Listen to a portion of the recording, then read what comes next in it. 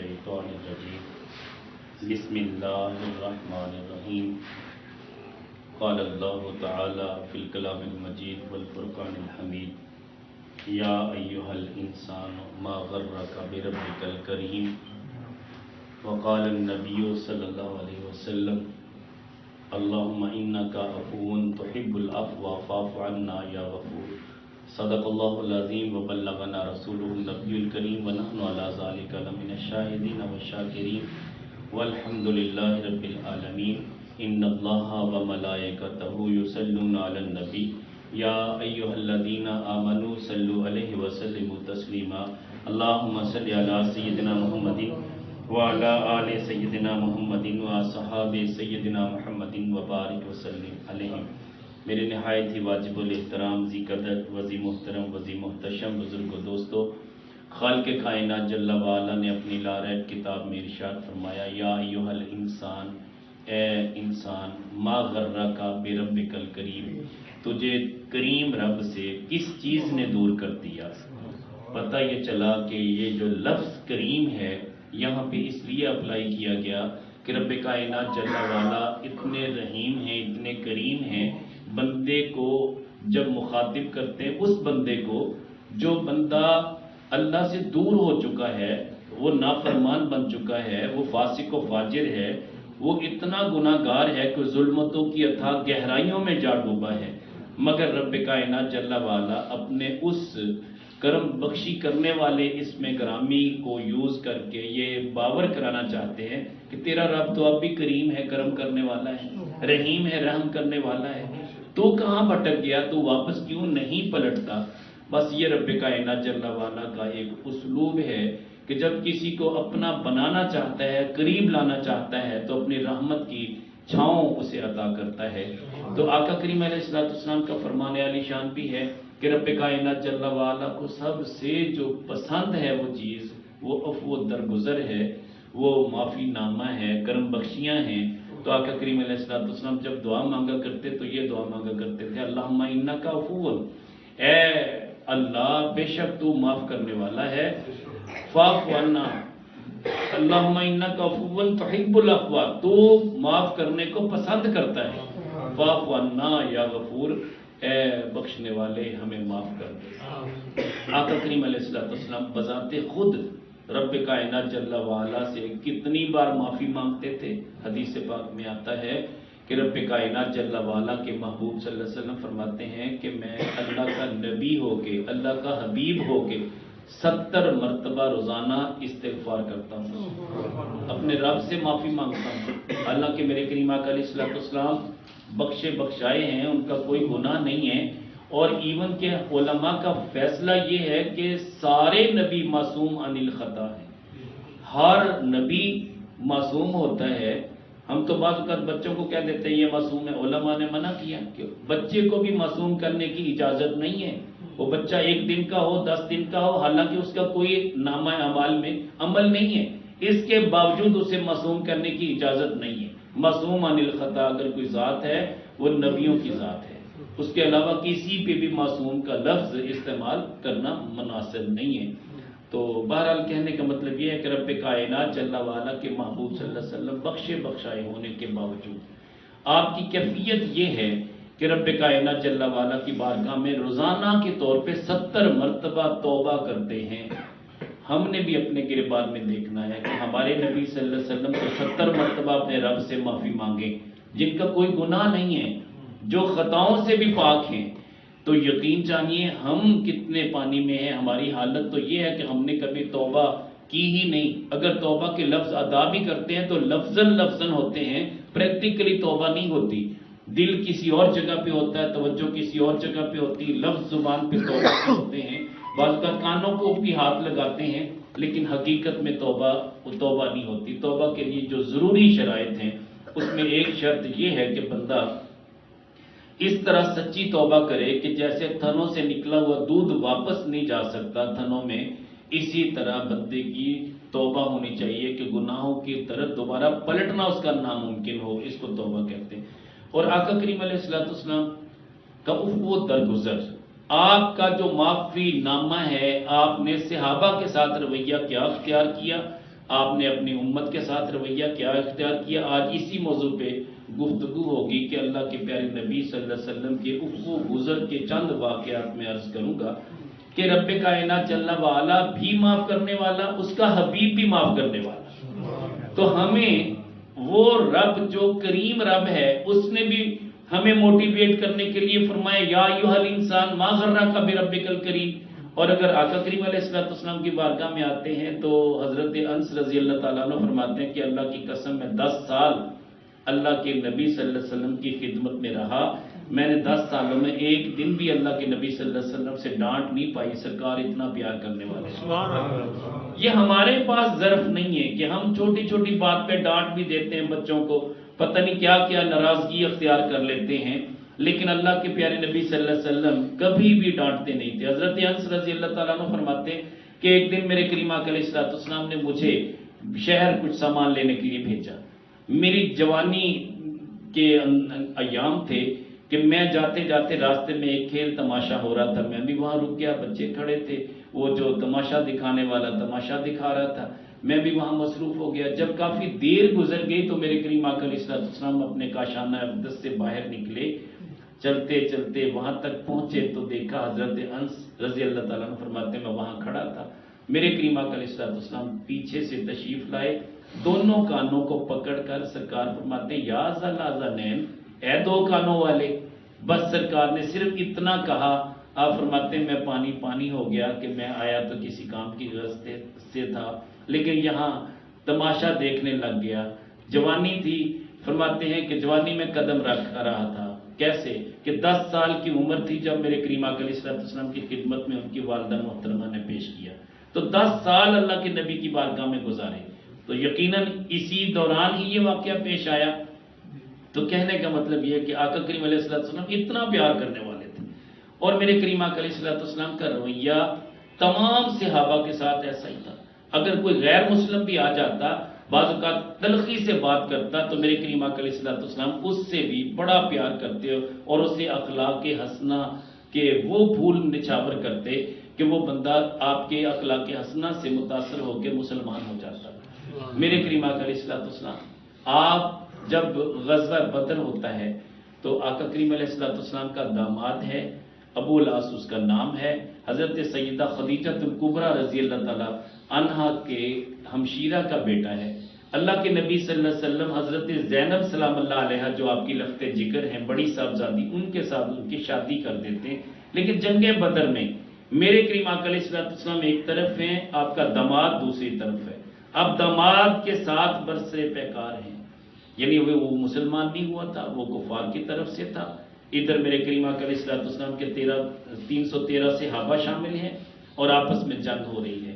اور بعد میں جو کافر پکڑے گئے ان میں آقا کریم علیہ السلام کا داماد ابو العاص بھی تھا. اب میرے کریم آقا علیہ السلام کی آنکھوں میں آنسو بھی ہیں کہ ہے تو میرا داماد، میری بیٹی کا شوہر ہے، لیکن میں اس کے لیے کتنا نرم گوشہ اختیار کر سکتا ہوں. آقا کریم علیہ السلام نے صحابہ کو بلایا کہ اگر تم اجازت دو تو اس کو میں بغیر فدیے کے چھوڑنا چاہتا ہوں، تم مجھے اجازت دیتے ہو؟ صحابہ رونے لگ گئے. عرض کی یا رسول اللہ صلی اللہ علیہ وسلم، آپ مالک ہیں، آپ سب کو چھوڑ دیں، کسی قسم کا کوئی تردد ہمیں نہیں ہے. تو آپ کا یہ داماد ہے، آپ اس کے لیے اگر نرم گوشہ رکھتے ہیں تو ہمیں کوئی ایسی اعتراض والی بات نہیں ہے. تو میرے کریم آقا علیہ السلام ابو العاص کو بلاتے کہتے ہیں کہ تجھے میں اس صورت میں چھوڑتا ہوں کہ تو میری بیٹی کو طلاق دے دے گا اور واپس بھیج دے گا. آقا کریم علیہ السلام مدینہ طیبہ میں تھے، اب جنگ بدر کے لیے تشریف لے کے گئے تھے. وہ تقریباً 150 کلومیٹر کے فاصلے پہ ہے، 170 کلومیٹر ہے جہاں جنگ بدر ہوئی. تو آقا کریم علیہ السلام نے ان سے وعدہ لیا اور ان کو رہا کر دیا. اب ابو العاص جب واپس پہنچتے ہیں تو وہاں جا کے حسب وعدہ آقا کریم علیہ السلام کی شہزادی کو اونٹنی پہ بٹھا دیتے، اپنے چھوٹے بھائی کو ساتھ بھیجتے کہ ان کو چھوڑ کے آؤ، میں نے وعدہ کیا تھا. اور یاد رکھنا کفار اگرچہ اس وقت کفار تھے مگر وعدے کے سچے تھے. یہ ان کے اندر ایک خوبی تھی، جو وعدہ کر لیتے تھے نبھاتے تھے. اب ابو العاص اپنے چھوٹے بھائی کے ساتھ آقا کریم علیہ السلام کی لفت جگر سیدہ زینب سلام اللہ علیہا کو اونٹنی پہ سوار کر کے بھیجتے ہیں. ابھی مکے سے باہر ہی نکلے تھے، ایک ایسا مقام ہے وہاں پہ جب قبیلے والوں کو پتہ چلا تو انہوں نے خاص طور پہ حبار بن الاسود نامی شخص تھا جو کافر تھا، اس نے آگے سے مزاحمت کی اور اونٹنی کو اتنا ڈرایا کہ میرے کریم آقا علیہ الصلوۃ والسلام کی شہزادی سیدہ زینب حاملہ تھی، مگر اونٹنی جب دبکی تو اتنی اس نے ڈر سے چھلانگیں لگائیں کہ وہ اونٹنی سے نیچے گری، آقا کریم علیہ الصلوۃ والسلام کی شہزادی کا حمل ضائع ہو گیا۔ اتنی تکلیف ہوئی، اتنی اذیت ہوئی، آقا علیہ الصلوۃ والسلام کو پہنچی۔ مدینہ طیبہ میں سرکار دو جہاں مالک کون و مکان صلی اللہ علیہ وسلم لشکر تیار کرنے کا حکم دیتے ہیں، فرماتے ہیں لشکر تیار کرو اور ان کو زندہ جلا دو۔ یہ اتنا دکھ ہوا تھا میرے کریم آقا علیہ الصلوۃ والسلام کو۔ یقیناً جو باپ ہے اس کی بیٹی کے بارے میں اگر اتنا ہی پتہ چلے کہ سسرال والوں نے اس کے ساتھ زیادتی کی ہے، اسے مارا پیٹا ہے کسی بات پہ، تو وہ برہم ہو جاتا ہے کہ میری بیٹی کے ساتھ یہ زیادتی، میں تو کبھی زندگی بھر ان کو منہ نہیں لگاؤں گا، میں اپنے گھر میں اپنی بیٹی کو بٹھا کے 2 وقت کا کھانا دے سکتا ہوں۔ ہمارے جذبات یہ ہوتے ہیں۔ میرے کریم آقا علیہ الصلوۃ والسلام بھی اس وقت جلال میں آئے اور یہ ارشاد فرمایا، لیکن ابھی لشکر روانہ نہیں ہوا تھا، اللہ جل شانہ نے فرمایا محبوب آپ نے حکم دے دیا ہے کہ ان کو زندہ جلا دیں، یہ زندہ جلانے کا عذاب صرف میں ہی دے سکتا ہوں، میرے علاوہ کسی کو اس کی اجازت نہیں ہے۔ میرے کریم آقا علیہ الصلوۃ والسلام پھر وہ درگزر کی وہ مثال قائم کرتے ہیں، آپ یقین جانیے کہ مقام جرانہ ہے، وہاں صحابہ موجود ہیں، وہی حبار بن اسود وہاں پہنچتا ہے جس نے میرے کریم آقا علیہ الصلوۃ والسلام کی شہزادی کو اتنی تکلیف دی تھی۔ اب وہ وہاں آیا، ایک صحابی اٹھ کے کھڑے ہوئے، تلوار ہاتھ میں ہے، عرض کرتے ہیں یا رسول اللہ صلی اللہ علیہ وسلم اجازت دیں اس حبار بن اسود کی گردن تن سے جدا کر دوں۔ میرے کریم آقا علیہ الصلوۃ والسلام نے فرمایا نہ ایسا نہ کرنا، اس لیے کہ میں رحمت بن کے آیا ہوں، میں اتنا ظلم و جبر اس پہ نہیں کروں گا۔ بس یہ وہ اخلاق کی اعلیٰ مثال تھی کہ حبار بن اسود اسی وقت سرکار کے قدموں میں پڑ گیا، کہنے لگا انت رسول اللہ صلی اللہ علیہ وسلم، تو اسی وقت اس نے تسلیم کیا اور وہ مسلمان ہو گیا۔ تو کہنے کا مطلب یہ کہ میرے کریم آقا علیہ الصلوۃ والسلام کی بارگاہ میں زید بن ثانہ جو یہودیوں کا بہت بڑا عالم دین تھا، وہ آیا، میرے کریم آقا علیہ الصلوۃ والسلام کے ساتھ کھجوروں کا لین دین تھا، کچھ طے ہوا تھا لیکن وہ دن بالکل قریب آ چکے تھے، لیکن آقا کریم علیہ الصلوۃ والسلام اس وقت اسے کھجوریں نہ دے سکے۔ جب کھجوریں نہ دے سکے تو اس نے آ کے اتنی تلخی کے ساتھ بات کی، اس نے کہا کہ اہل قریش کی بات ہی یہ ہے، وہ ہمیشہ وعدے کی خلاف ورزی کرتے ہیں، اس طرح کی بہت تلخ لہجے کی باتیں کی۔ صحابہ کھڑے ہو گئے، عرض کی یا رسول اللہ صلی اللہ علیہ وسلم ہمیں اجازت دیں اس کو ہم سمجھائیں ذرا۔ حضرت عمر بن خطاب رضی اللہ تعالیٰ عنہ جیسی ہستی ناراض ہوئی، لیکن بات یہ آقا کریم علیہ السلام نے فرمایا نہیں واقعی میں نے وعدہ کیا تھا، تو لہٰذا اس کی کھجوریں اس کو پوری کر کے دینی ہیں، تو اس کو پوری کر کے دیں۔ آقا کریم علیہ السلام نے جب حضرت عمر بن خطاب رضی اللہ تعالیٰ عنہ کی ڈیوٹی لگائی، بعض روایتوں میں کہ حضرت بلال کی ڈیوٹی لگائی، کھجوریں پیش کر دیں اور کھجوریں کچھ زیادہ دیں، تو زید بن ثانہ کہنے لگا کہ یہ زیادہ کھجوریں کس لیے دے رہے ہو؟ کہنے کہ ہمارے نبی صلی اللہ علیہ وسلم نے فرمایا کہ جو عمر نے اسے دھمکی لگائی تھی نا، اس کی وجہ سے اسے زیادہ کھجوریں عطا کرو۔ تو بس زید بن ثانہ کہنے لگا کہ اللہ کے نبی صلی اللہ علیہ وسلم کی میں نے ساری علامتیں اپنی کتابوں میں پڑھی تھی، میں آج چیک کرنے کے لیے آیا تھا کہ اس طرح تلخ لہجے سے بات کروں تو اللہ کے نبی کا اخلاق اور پیار تو دیکھوں کہ کس لیول پہ ہے۔ تو وہ بردباری کے وہ معاملات کو جب میں نے اپنی آنکھوں سے دیکھا، حقیقت میں تو توبہ کرنے کے لیے آیا تھا، تو توبہ کر کے مسلمان ہو جاتا ہے۔ زید بن ثانہ کے علاوہ غورث بن حارث حربی، وہ اتنا بڑا تندخو شخص تھا، وہ طائف کی سائٹ پہ رہتا تھا، بعض روایتوں میں کہ نجد کے علاقے میں رہتا تھا۔ اب یہ غورث بن حارث حربی یہ وہاں سے ایک لشکر تیار کرتا ہے، میرے کریم آقا علیہ الصلوۃ والسلام کے صحابہ کے ساتھ برسر پیکار ہونا چاہتا ہے۔ آقا کریم علیہ الصلوۃ والسلام نے 400 صحابہ کو تیار کیا اور آقا کریم علیہ الصلوۃ والسلام اس کے ساتھ مقابلے کے لیے نکلے۔ اور یاد رکھیں کہ میرے کریم آقا علیہ الصلوۃ والسلام کے صحابہ ایک آواز پہ لبیک کہتے تھے، ادھر آقا کریم علیہ الصلوۃ والسلام نے حکم دیا، ادھر صحابہ تیار ہو گئے۔ اب جب ابھی وہاں پہنچے نہیں تھے، اس کو کسی نے خبر دے دی کہ اللہ کے نبی صلی اللہ علیہ وسلم کے صحابہ بھی آپ سے لڑنے کے لیے تیار ہو گئے، تو ابھی یہ خبر پہنچتی ہے تو وہ وہاں سے بھاگ نکلتا ہے، ان کا ایک سپاہی حبان نامی گرفتار ہو جاتا ہے۔ میرے کریم آقا علیہ الصلوۃ والسلام اسے بھی کچھ نہیں کہتے، کوئی سزا بھی نہیں دیتے، لیکن اتنے میں ایسا ہوا کہ بارش ہوئی اور بارش سے سب صحابہ کے کپڑے بھیگ گئے۔ اب آقا کریم علیہ السلام کے کپڑے بھی بھیگ چکے ہیں بارش میں، اور وہ تو سارے فرار ہو چکے تھے، جہاں جنگ ہونی تھی وہاں سے اس علاقے سے نکل چکے تھے، ڈر گئے تھے، لیکن اس کے باوجود میرے کریم آقا علیہ السلام وہاں ٹھہرے رہے۔ بارش میں سارے صحابہ بھیگے، کپڑے بھی سارے بھیگ گئے، ایون کہ جب دھوپ نکلی تو آقا کریم علیہ السلام نے صحابہ کو حکم دیا اپنے اپنے کپڑوں کو یا جو ساز و سامان ساتھ تھا اس کو دھوپ میں پھیلاؤ تاکہ یہ خشک ہو جائے۔ خود میرے کریم آقا علیہ السلام بھی پہاڑوں کی طرف اوٹ میں چلے گئے اپنے کپڑے خشک کرنے کے لیے، ہوا میں پھیلانے لگے، اور اس طرح تاکہ جلد از جلد وہ سوکھ جائے۔ اتنے میں اس غورس بن محاربی جو ہے نا، اس غورس بن حارث محاربی کی نظر پڑی، انہوں نے اشتعال دلوایا کہ یہ اللہ کے نبی صلی اللہ علیہ وسلم ہے اس جگہ پہ وادی میں، اور یہ تنہا ہے، ان کے پاس اس وقت کوئی اور صحابی بھی نہیں ہے، تو لہذا تم حملہ کر دو۔ اس نے قسم اٹھائی کہ میں اس رب کی قسم کھاتا ہوں جو پوری کائنات کا مالک ہے۔ اگرچہ یہ بت پرست بھی تھے، چھوٹے بتوں کو، جو لکڑی کے پتھر کے بتوں کو جب پوجا کرتے تھے اپنے رب کو بھولتے نہیں تھے کہ بڑا رب ہمارا وہی ہے، یہ چھوٹے رب ہیں۔ تو مشرک اسی کو کہتے ہیں کہ شریک ٹھہرانے والے تھے یہ لوگ، ورنہ اپنے رب پہ تو ان کا بھی یقین تھا۔ تو قسم اٹھاتا کہ میں یا محمد عربی صلی اللہ علیہ وسلم کو قتل کر دوں گا یا میں خود قتل ہو جاؤں گا۔ یہ قسم اٹھانے کے بعد جب وہ قریب آتا ہے، تلوار ہاتھ میں ہے، اب آقا کریم علیہ السلام اکیلے ہیں اور اس وادی میں صحابہ اپنے اپنے کپڑوں کو سکھانے کے لیے لگے ہوئے۔ میرے کریم آقا علیہ السلام جس طرف اکیلے تھے وہ اوٹ والی جگہ تھی، وہاں آ کے یہ حملہ آور ہوتا ہے، کہتا ہے محمد صلی اللہ علیہ وسلم اب بتاؤ میری اس تلوار سے آپ کو کون بچائے گا؟ میرے کریم آقا علیہ السلام فرماتے میرا اللہ بچائے گا۔ بس یہ لفظ اللہ کہنے کی دیر تھی، اللہ جل شانہ نے جبریل علیہ السلام کو بھیجا، اس نے اپنا ایک گھونسا، روایت میں آتا ہے جس کو مکہ کہتے ہیں پنجابی میں، ایک گھونسا اس کے سینے پہ مارا۔ جبریل علیہ السلام کسی کو اگر ایک مکہ مارتے ہیں اس بیچارے کا تو کچھ عمر بن جائے گا، کچھ بچنا ہی نہیں ہے۔ تو سچی بات ہے، ایسے وہ تھر تھرا کے گرا، اس کی تلوار بھی ہاتھ سے چھوٹ گئی۔ میرے کریم آقا علیہ السلام وہ تلوار اٹھاتے فرماتے ہیں اب تو بتا تجھے میرے ہاتھ سے کون بچائے گا؟ کہنے لگا کہ حضور آپ ہی بچا سکتے۔ فرمایا کہ ہاں میں اللہ کا نبی ہوں تو میں آپ کے لیے دعا گو ہوں، اللہ آپ کو ہدایت دے، آپ توبہ طائب ہو جائیں۔ روایت میں آتا ہے کہ وہ اسی وقت مسلمان ہو گیا اور اس نے اپنے قبیلے والوں کو بتایا کہ محمد عربی کے اخلاق سے بڑھ کے کسی کا اخلاق نہیں۔ تو بہرحال کہنے کا مطلب یہ ہے کہ میرے کریم آقا علیہ السلام جب غزوہ احد ہوئی تو صحابہ نے سب نے مل کے عرض کی یا رسول اللہ صلی اللہ علیہ وسلم آپ کا دندان مبارک بھی شہید ہوا۔ اور اس میں ایک روایت میں وضاحت کر دوں کہ علماء نے لکھا ہے کہ بعض نے کہا کہ دانت مبارک آپ کے شہید ہو گئے، حالانکہ ایسا نہیں تھا۔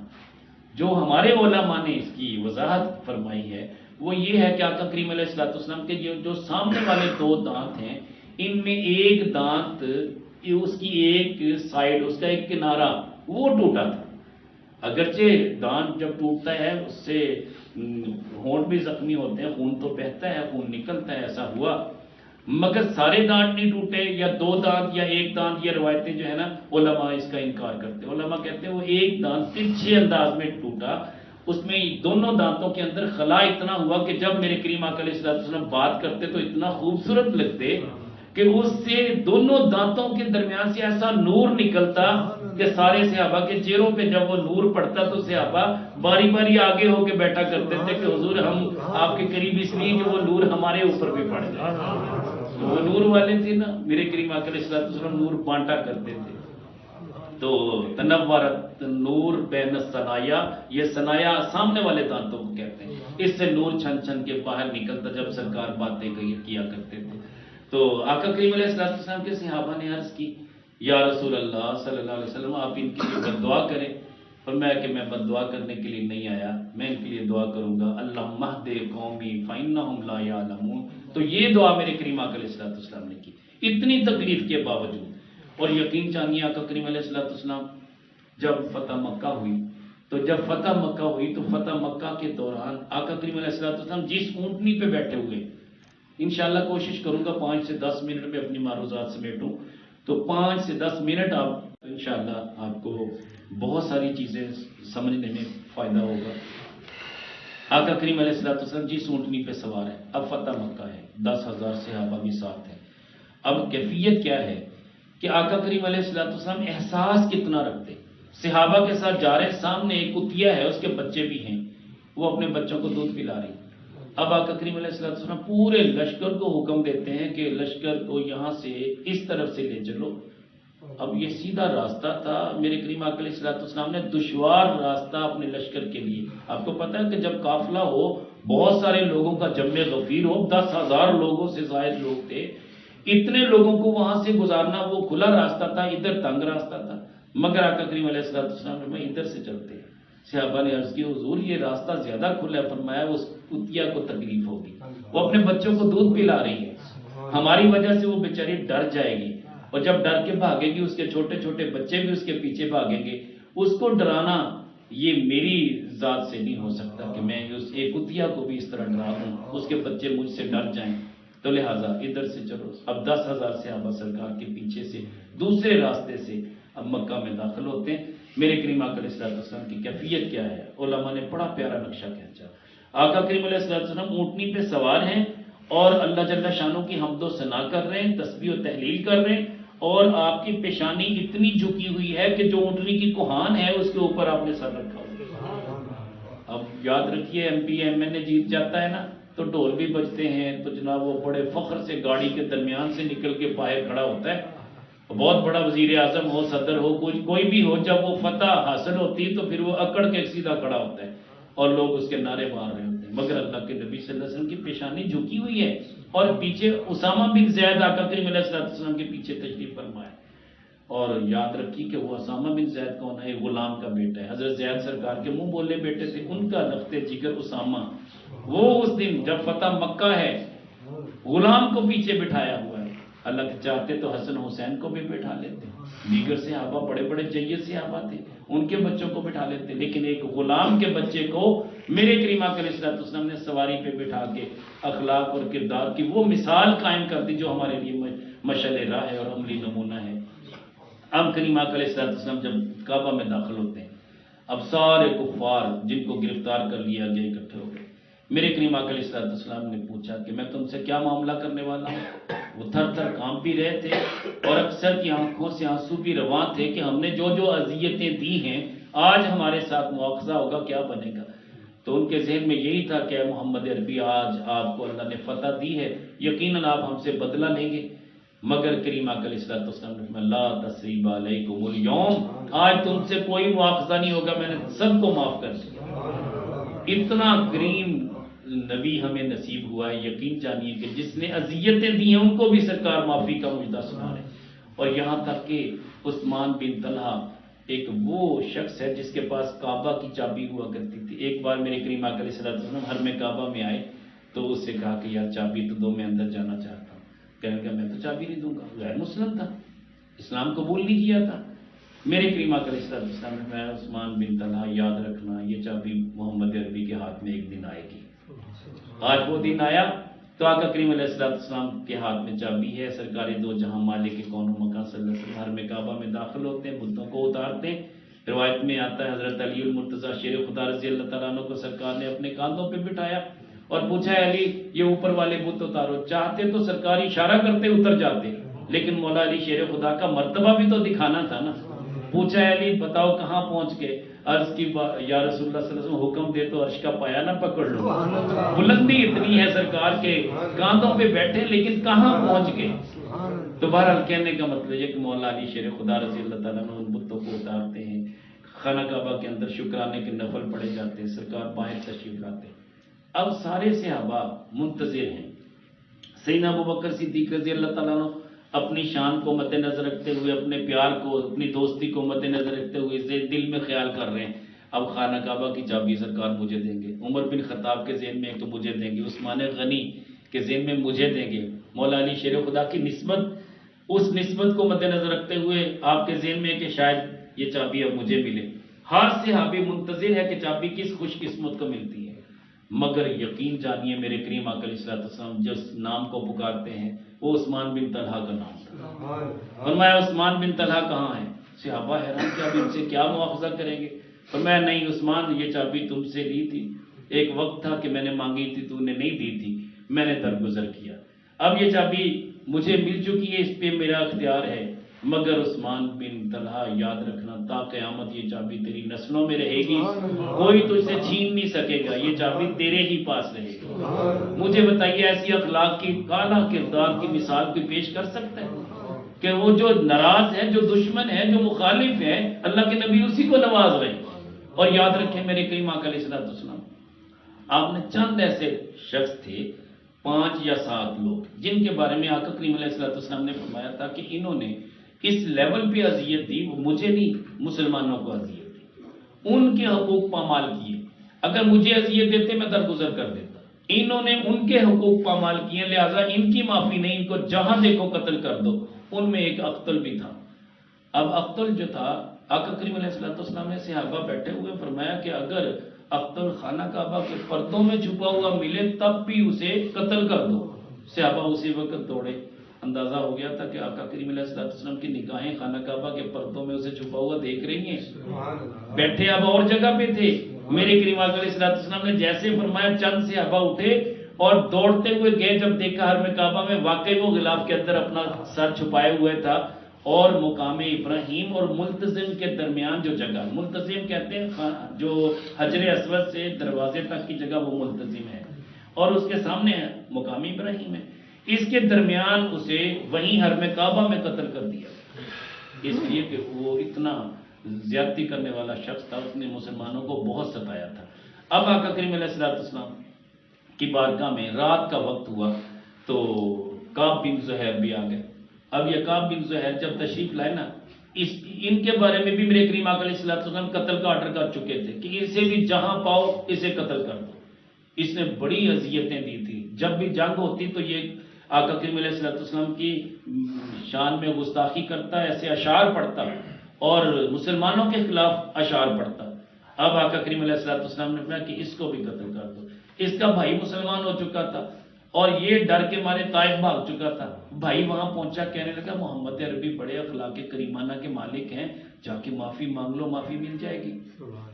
غلطی کیا ہوئی؟ اختر سے غلطی ہوئی کہ وہ ڈائریکٹ خانہ کعبہ میں چھپا رہا، اللہ سے ظاہر بات ہے توبہ کرتا رہا ہوگا، اللہ کو تو سبھی مانتے تھے، لیکن کاش کہ وہ بھی اللہ کے نبی کے قدموں میں آ جاتا، معافی مل جاتی۔ ادھر کعب بن زہیر رات کے اندھیرے میں آتے ہیں اور اپنے نقاب ڈالا ہوا، پورا چہرہ چھپایا ہوا چادر میں سرکار کی مجلس میں بیٹھے ہیں، عرض کرتے ہیں یا رسول اللہ صلی اللہ علیہ وسلم اگر کعب بن زہیر کو پکڑ کر لے آیا جائے یا وہ اپنے طور پہ ہی آ جائے تو اسے معافی مل جائے گی؟ میرے کریم آقا علیہ السلام نے فرمایا کعب بن زہیر اپنے چہرے سے نقاب اتار دے، تو سمجھتا ہے کہ ہمیں پتہ نہیں ہے کہ تو کون ہے، تو کعب بن زہیر تو ہے، لہذا ہم تجھے معاف کرتے ہیں۔ تو آقا کریم علیہ السلام نے وہی معاف کر دیا۔ اب عرض کرتا ہے یا رسول اللہ صلی اللہ علیہ وسلم مجھے اجازت دیں، جس زبان سے میں آپ کی گستاخیاں کیا کرتا تھا، صحابہ کو اذیتیں دیتا تھا، آج مجھے اجازت دیں میں اسی زبان سے آپ کی تعریف تو کر لوں نا۔ اور اس کے لیے میرے کریم آقا علیہ السلام روایت میں آتا ممبر بچھاتے ہیں، اور مجھے بتائیے وہی کعب بن زہیر جو سرکار کو اذیتیں دیتا تھا، صحابہ کو ستاتا تھا، آج ممبر پہ بیٹھا ہے اور کہہ رہا ہے کہ انکا لنور، یا رسول اللہ آپ تو نور ہی نور، آپ کو روشن چہرے والے ہیں، آپ تو اتنے حسین اور خوبصورت ہیں، آپ جیسا کوئی نہیں ہے۔ اور روایت میں آتا ہے کہ اشعار اس نے اس طرح کے کہے کہ یا رسول اللہ صلی اللہ علیہ وسلم آپ ہندوستان کی چمکتی ہوئی تلواروں میں سے ایک تلوار ہیں۔ میرے کریم آقا علیہ السلام نے یہاں تصریح فرمائی کہ ایسا نہ کہو، میں ہندوستان کی تلواروں میں سے تلوار نہیں ہوں، میں اللہ کی تلواروں میں سے تلوار ہوں۔ کہنے کا مطلب یہ کہ میرے کریم آقا علیہ السلام کا انداز گفتگو دیکھیے کہ آپ اس کی اصلاح بھی کر رہے ہیں۔ اشعار میں اگر کوئی کمی دیکھی تو سرکار نے فوری رہنمائی کی، اور انہوں نے بڑا لمبا قصیدہ بیان کیا، آقا کریم علیہ السلام کی تعریف کی، صحابہ کی تعریف کی۔ اب صحابہ کے سر بلند تھے کہ یہ وہی شخص تھا جو ہمیں برا کہتا تھا، آج یہی ہماری تعریفیں کر رہا ہے، جس کو کہتے ہیں نا جادو، وہ جو سر چڑھ کر بولے۔ آقا علیہ السلام نے پھر ابو سفیان کو نوازا۔ ابو سفیان وہ ہے جس کی بیوی ہندہ نے میرے کریم آقا علیہ السلام کے پیارے چچا سیدنا امیر حمزہ رضی اللہ تعالیٰ عنہ کا کلیجہ نکال کے چبایا تھا، آپ کا مسئلہ کر دیا تھا، ہونٹ کاٹ دیے تھے، ناک کاٹ دیے تھے، آنکھیں نکال دی تھی، کان کاٹ دیے تھے، اور اتنی اذیت دینے والی ہندہ میرے کریم آقا علیہ السلام اسے بھی معاف کر دیتے۔ اور جو وحشی تھا، جس جو اس کا خادم تھا، جس سے کہا تھا کہ تجھے میں چاندی میں تول دوں گی اگر تم یہ کام کر دو، تو اس نے حضرت امیر حمزہ کو شہید کیا تھا۔ تو آقا کریم علیہ السلام کی خدمت میں وہ واشی بھی آ جاتا ہے۔ سرکار فرماتے ہیں کہ تجھے معاف تو کرتا ہوں مگر تو میرے سامنے نہ بیٹھنا، اس لیے کہ جب تو میرے سامنے بیٹھے گا تو میرے چاچا کی یاد ستائے گی۔ تو نے اس قدر ظلم کیا تھا، میں تجھے معاف تو کرتا ہوں مگر تو کبھی میرے سامنے نہ بیٹھنا، جب بھی بیٹھنا میرے پیچھے بیٹھا کرنا، تاکہ تجھے دیکھ کے مجھے میرے چچا کی یاد۔ میرے کریم آقا علیہ السلام کے چچا سیدنا امیر حمزہ رضی اللہ تعالیٰ عنہ سرکار سے اتنا پیار کرنے والے تھے، اتنا پیار کرنے والے تھے، انہوں نے میرے کریم آقا علیہ السلام کے لیے اپنا تن من دھن قربان کر دیا۔ اور یقین جانیے کہ بہادری کے وہ جوہر دکھائے تھے جنگ احد میں کہ جب وہ شہید ہوئے نا، آقا کریم علیہ السلام نے ان کو جب دیکھا تو برداشت نہ کر پائے، مگر صبر و رضا آقا کریم علیہ السلام کا دیکھیے کہ میرے کریم آقا علیہ السلام فرماتے ہیں کہ الہی میں تیری رضا پہ راضی ہوں، اگر شریعت اس بات کی اجازت دیتی تو میں اپنے چچا کو اسی طرح پڑا رہنے دیتا اور بار بار اس کو دیکھتا، یہاں تک کہ میں اس کو ایسے ہی پڑا رہنے دیتا، چیلے اور کوے اس کے گوشت کو نوچ لیتے، میں تب بھی اف نہ کرتا، میں تیری رضا پہ راضی ہوں۔ تو نے اتنی بڑی آزمائش مجھ پہ ڈالی، اے مالک و مولا تو کریم ہے، مگر تو اپنے محبوب کو بھی امتحانوں میں ڈالتا ہے، یقیناً اپنے محبوبوں کو ہی ڈالتا ہے، تو میں تیری رضا پہ راضی ہوں۔ میرے چچا کا یہ حال اگر کوئی اور یہاں پہ ہو تو شاید برداشت نہ کر سکے، میں محمد عربی وہ حوصلے والا ہوں، مالک و مولا یہ حوصلہ اور ہمت بھی تیری دین ہے، تیری ہی عطا ہے۔ تو رب کائنات جل وعلا کے محبوب صلی اللہ علیہ وسلم نے پھر اپنی پھوپھی کے حوالے سے فرمایا، حضرت صفیہ رضی اللہ تعالیٰ عنہ جب دیکھنے کے لیے آئیں، فرمایا صفیہ کو میرے چچا کا چہرہ نہ دکھانا، اس لیے کہ جب وہ اپنے بھائی کو دیکھے گی تو برداشت نہیں کر پائے گی، لہٰذا میرے چچا کے چہرے کے اوپر پردہ ڈال دو، اس لیے کہ وہ تاب نہیں لا سکے گی۔ میں محمد عربی تو اتنے حوصلے والا ہوں کہ سب کچھ برداشت کر سکتا ہوں، اللہ نے مجھے اتنا حوصلہ دیا ہے۔ اور یاد رکھیے کہ میرے کریم آقا علیہ السلام نے طائف کی وادی میں بھی جب آقا کریم علیہ السلام کو ستایا گیا، حالانکہ جبریل امین علیہ السلام ایک بادل کی صورت میں آتے، ایک بادل سایہ کرتا ہے سرکار پہ، دھوپ کڑی تھی، اب بادل سایہ کرتا ہے، اس میں جبریل امین علیہ السلام سرکار کو زیارت کرواتے ہیں، ملاقات ہوتی اور آواز دیتے، اسی بادل سے آواز آتی، جبریل امین علیہ السلام کو سرکار دیکھتے ہیں، جبریل امین علیہ السلام عرض کرتے ہیں، یا رسول اللہ صلی اللہ علیہ وسلم میں پہاڑوں کا فرشتہ اپنے ساتھ لے کے آیا ہوں، اور اللہ نے اس کو عزت دیا ہے کہ میرا محبوب اگر چاہے تو ان پہاڑوں کو آپس میں ملا دینا تاکہ جتنے کفار ہیں سارے نیست و نابود ہو جائیں۔ آقا کریم علیہ السلام کا حوصلہ دیکھیے، سرکار کیا فرماتے ہیں؟ فرماتے ہیں کہ اللہم اہد قومی فإنہم لا یعلمون، اے اللہ یہ میری قوم ہے نا، اتنی بدبخت کے پتھر مار مار کے مجھے لہو لہان کر دیا، مگر یا باری تعالیٰ میں نہیں چاہتا کہ اسے تو نیست و نابود کر، ہاں اس کی نسلوں سے ایسے لوگ پیدا کر جو مسلمان ہو، اگر یہ ایمان نہیں لاتے تو ان کی نسلیں مجھ پہ ایمان لے آئیں۔ اور آقا کریم علیہ السلام نے یہ خبر پہلے دی کہ اگر یہ ایمان نہیں لاتے ان کی نسلیں مجھ پہ ایمان لائیں گی، اور ایسا ہی ہوا۔ تو رب کائنات جل وعلا کے محبوب صلی اللہ علیہ وسلم کی یہ ہزارہ ایسے واقعات تاریخ بھری پڑی ہے، وقت چونکہ پورا ہو چکا ہے۔ کہنے کا مطلب یہ ہے کہ طائف کے دوران بھی سرکار مدینہ صلی اللہ علیہ وسلم نے معافی کا اعلان کیا، اور فتح مکہ کے دوران آقا کریم علیہ السلام نے یہ فرمایا کہ جو ابو سفیان کے گھر چلا جائے اسے بھی معافی۔ اب ابو سفیان کا گھر، حالانکہ ابھی وہ مسلمان تو نہیں ہوا تھا، لیکن آقا کریم علیہ السلام نے اتنا اخلاق اور کردار کی اعلیٰ مثال قائم کی کہ اسے بھی کلمہ پڑھنا پڑا۔ میرے نبی ان کے دلوں کو جانتے تھے کہ یہ مسلمان ہوں گے۔ یہ ابو سفیان ہی کے تو لخت جگر ہیں، حضرت امیر معاویہ رضی اللہ تعالیٰ عنہ، یہ ابو سفیان کے بیٹے ہیں، اور ان کی والدہ ہندہ ہیں، وہی ہندہ جس نے امیر معاویہ رضی اللہ تعالیٰ عنہ کا کلیجہ چھپایا۔ لیکن اس کے باوجود میرے نبی صلی اللہ علیہ وسلم نے حضرت امیر معاویہ کی شان میں بڑا کچھ کہا۔ میرے کریم آقا علیہ السلام نے فرمایا امیر معاویہ یہ مجھ سے ہیں، میں اس سے ہوں۔ سرکار فرماتے ہیں جس نے ان کو اذیت دی اس نے گویا مجھے اذیت دی۔ یقین کریں اتنی شفقتیں محبتیں سرکار، حالانکہ ان کے والدین کے رویے کو دیکھیں تو یہاں پہ عام آدمی پریشان ہو جاتا ہے۔ یہی تو ہمارے اختلاف بنے ہیں، اہل تشیع تو اسی لیے گالیاں دیتے ہیں، حضرت امیر معاویہ رضی اللہ تعالیٰ عنہ کو برا بھلا کہتے ہیں، انہی کا تو بیٹا تھا یزید جس نے امام علی مقام کو شہید کروایا۔ اب یہ سارے اختلاف اسی وجہ سے، ہمارے علماء بھی دو دھڑے بن گئے، کچھ ان کو برا کہنے والے بن گئے اور کچھ ان کے بارے میں اچھی رائے رکھنے والے بن گئے۔